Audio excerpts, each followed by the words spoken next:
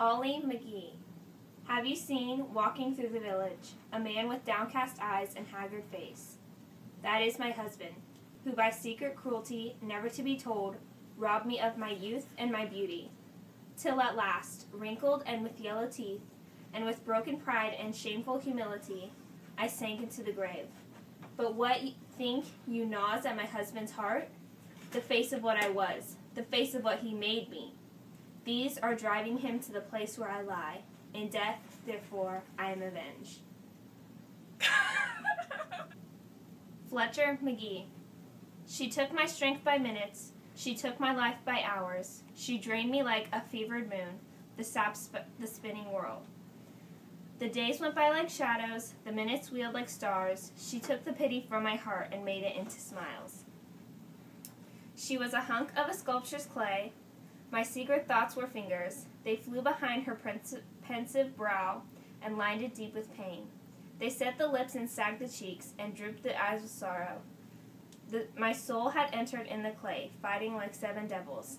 It was not mine, it was not hers. She held it, but it struggles. Modeled a face she hated, a face I feared to see. I beat the windows, shook the bolts. I hid me in the corner. And then she died and hunted me for life. John Hancock Otis. As to democracy, fellow citizens, are you not prepared to admit that I, who inherited riches and was to the manor born, was second to none in Spoon River?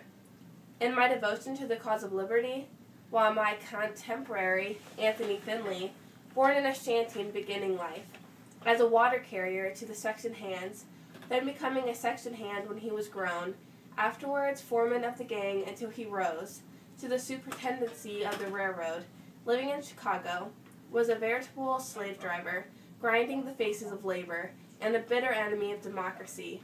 And I say to you, Spoon River, and to you, O Republic, beware the man who rises to power. Ace Shaw. I never saw any difference between playing cards for money and selling real estate. Practicing law, banking, or anything else. For everything is chance.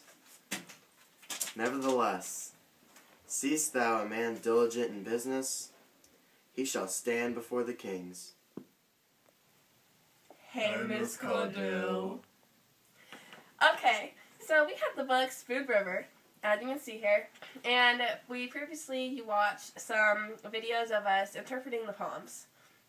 Now, each of us are going to tell how they go back to the central question of how achieving individual power can make someone treat others. So I'm going to first explain the Ollie McGee and Fletcher McGee. And if you don't already remember, it's about a husband and wife who both pretty much drain each other of their life, their happiness, as typical husband and wife do. Just kidding. But,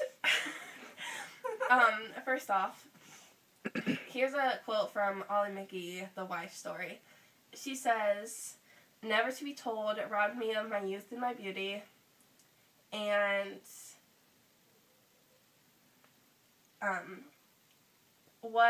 what you think gnaws on my husband's heart, the face of what I was, the face of what he made me."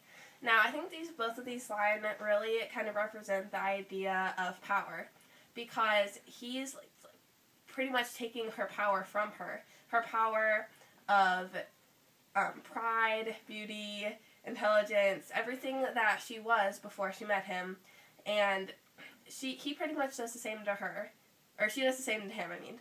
And in his poem, it says, "She drained me like a fevered moon." Wow, that's a great way to talk about your wife.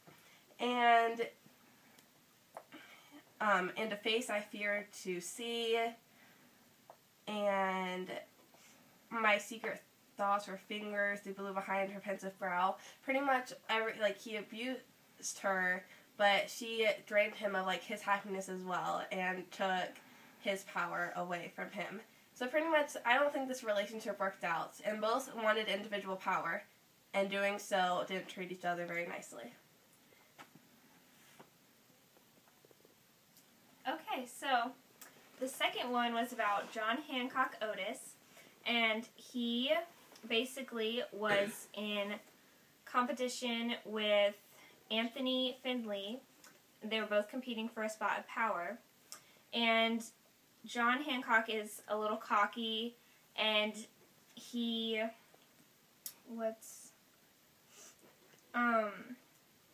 kind of loses the sense of why he's going into power. He really just wants it for the power. Like in the article that we read, it becomes addictive and they become arrogant, which in this poem, it says, "Are you not to admit that I, who inherited riches and was to the manor born," basically just showing off, oh, I have money, so why shouldn't I be in power?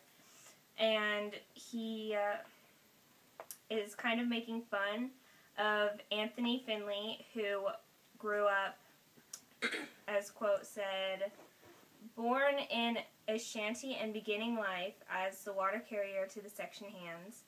And it kind of describes how he grew up in the low life, and he is his competition, so he should have